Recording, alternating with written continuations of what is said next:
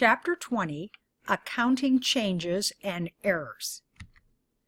Now, when we look at accounting changes, we have different types, and based on the type is a general approach toward how you're supposed to account for them. Now, number one is if there is a change in accounting principle.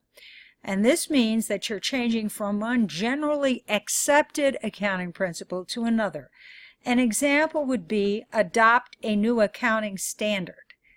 Another would be you're changing methods of inventory, and that really depends on which direction you go, how you handle it, and then change from the cost method to the equity method or vice versa. What they're talking about there is if you buy another company's stock and you increase your ownership in that company's stock, it may affect how you account for it. Now, we also have what we call a change in accounting estimate. This is when we revise an estimate because of new information or new experience. Examples would be change depreciation methods. Now, here's the thing to remember, is a change in depreciation method is also considered a change in estimate that achieved by a change in accounting principle, but we treat it as a change in estimate which we only look at it forward. We would have changes like, for instance, if you decide your warranty reserve is too high, or your allowance for doubtful is too high, or you estimate, any type of changes where, another would be is you have estimated a loss. And there are certain rules, and that would also be an example, because maybe you estimate it will be a $100,000 loss, and maybe you actually have a $50,000 loss. That would be a change in estimate. And then we have a change in reporting entity. Change from reporting as one type of entity to another. This would be if you were to go from consolidated returns to not consolidated returns. Now, what does that mean? You learn about that really in advanced accounting and a little bit in this chapter. Is that when you do consolidated financials, what it means is that you own more than 50% of another company's stock. GAAP requires that you roll their financials into the parents. Now, this is not done on the books, it's done on working papers, and so what you end up doing is you treat the subsidiary and the parent as if they're one company. Now, the subsidiary just does their regular financials. It's only the parent that has to do this. And that's why if you look at any financial statements and they say consolidated financials, what that means is they have included other companies' financials in theirs where they owe 50% or more, or greater than 50% or more of another company's stock. Now, another is, what happens if we have a mistake? This is a correction, an error caused by a transaction being recorded incorrectly or not at all. Could be because of the mathematics, maybe you just put something in the wrong period, something was expensed or capitalized when it shouldn't be, and of course worse is there's fraud or just somebody just didn't know what they were doing. Now, reporting changes and error correction. There's three approaches. We focus primarily on retrospective, which means you have to go back and change things. So, financial statements issued in previous years have to be revised. Statements are made to appear as if the newly adopted accounting method or whatever you've done all along or that the error had never occurred. And then a journal entry is created to adjust all account balances affected. Now, a modified retrospective approach. This is done when you're going from one inventory valuation to another. There's one, I think it's from FIFO to LIFO, one or the other, where it's really not possible for you to go and figure out what's going on. Or if they enact a new accounting change in the current year. Here's what they're saying, is that the standard is only applied to the current period. You adjust beginning retained earnings. Now, the prospective approach is done whenever you have a change in estimate. The effects of a change are reflected in the financial statements of only the current and future years. Now, here's a little summary for you. Let's start with a change in accounting principle. Remember, in most cases, you have to go back and change. You have to restate prior years.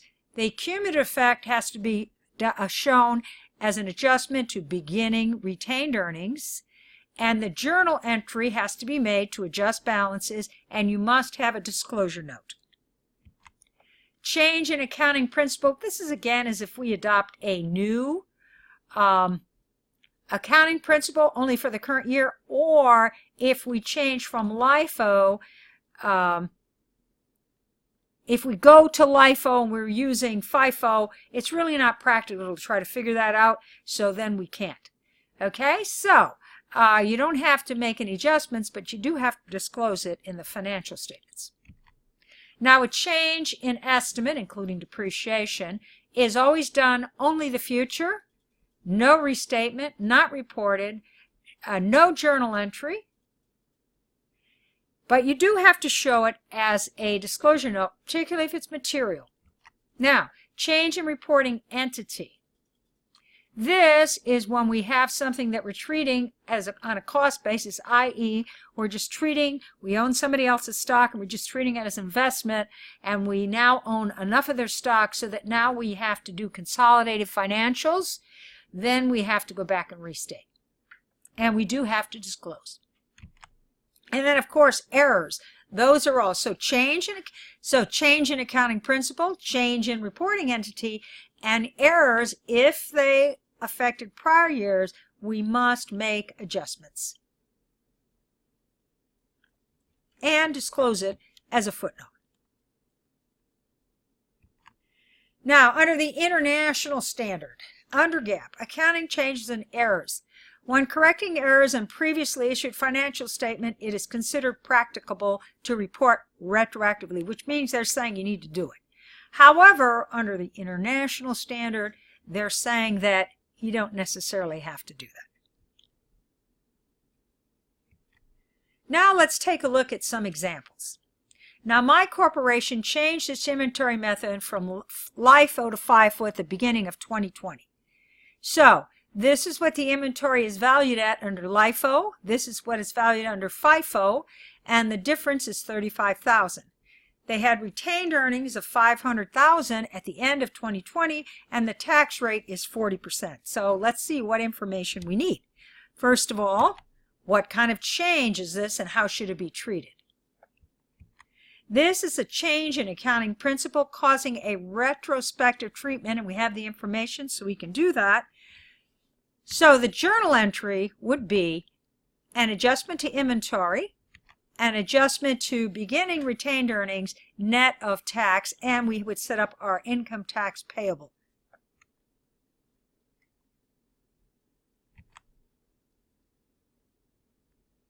Now let's look at another example. Change in estimate. Company A purchased equipment for $800,000 at the beginning of 2018, and they were using double declining balance.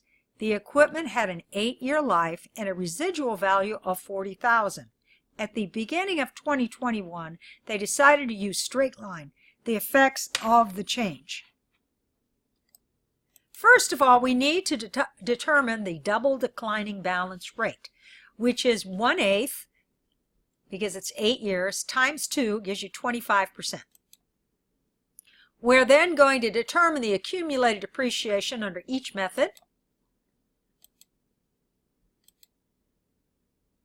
Now we have a difference of $177,500. However, the journal entry would be the $800,000 minus the $462,500 that's already been recorded, gives you your net book value, minus our residual value, gives you the balance that can be allocated, and we're going to do it over the remaining life, which is 5 years. So this is going to be our journal entry. Remember, we can't go back and change what we've already done when it is a change in estimate. Now, another example would be warranty. We have a corporation. They have a new product in 2020 that carries a 1-year warranty. It was estimated the warranty expense would be 5% of sales. Sales in 2020 were $3.5 million. Warranty expense was $105,000. Were incurred in 2020 and 2021. It was estimated that warranty expenditures were higher, and the estimate was increased to 7%.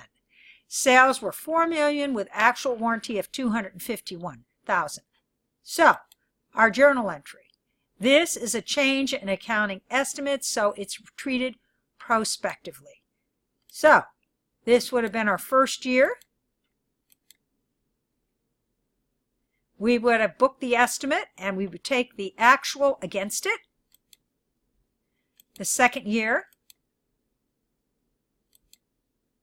Now, what is the estimated warranty liability account? What's the balance in the account?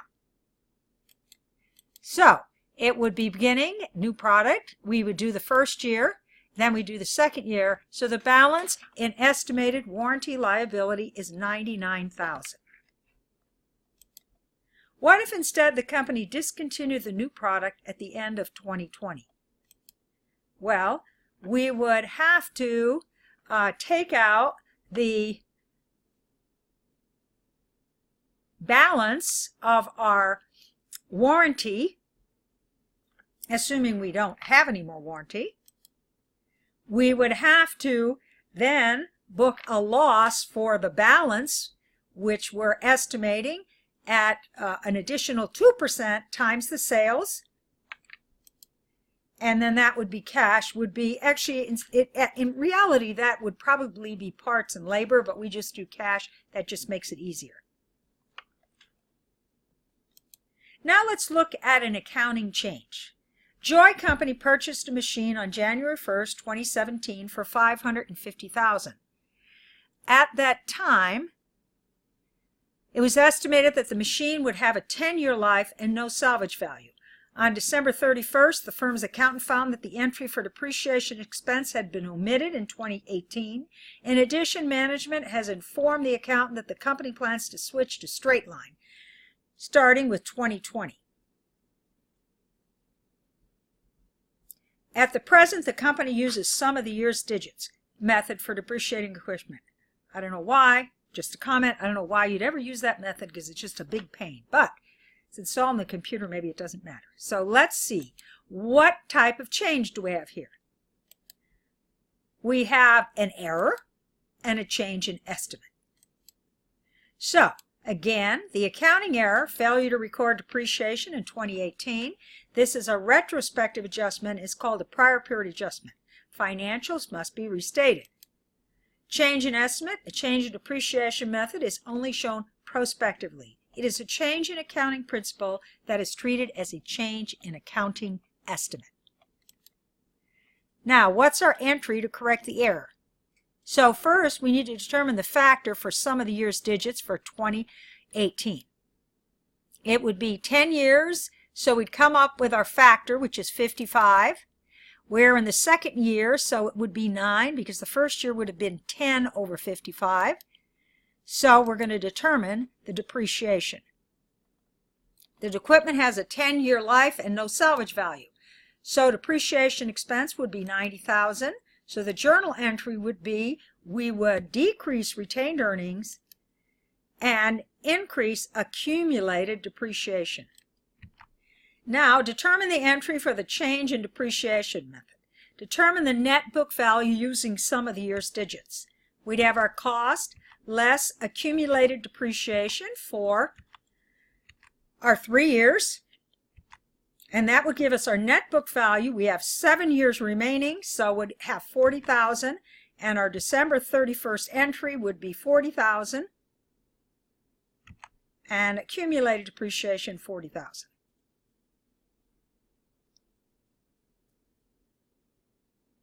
All right. Now, here's a change in estimate. In November 2018, the state of California filed a suit against Sam Corporation seeking penalties and taxes. It's estimated the fines would be between $100,000 and $500,000. According to GAAP, the company accrued $100,000.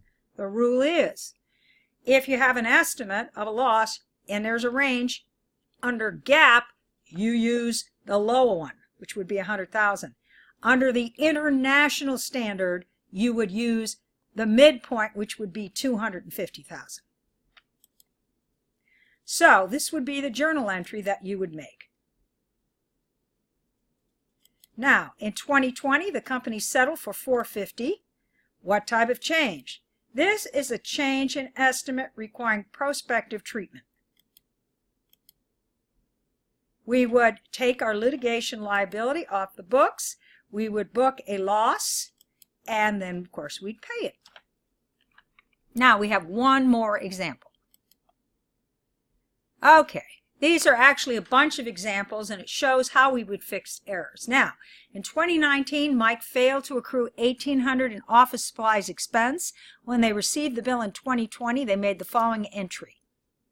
Now, how do we fix that? We need to take it out of office supplies and instead adjust retained earnings. We don't have to change the cash because we paid the cash. So we only fix what's broke. The other way you could do it would be to reverse that first entry and book it correctly, but we'll do it this way. All right, 2 years earlier, the company issued 4% stock dividend, 2,000 shares with a $1 par. The fair value was $12. The journal entry was retained earnings, common stock. Now, this is what you would do is if it had been a large stock dividend.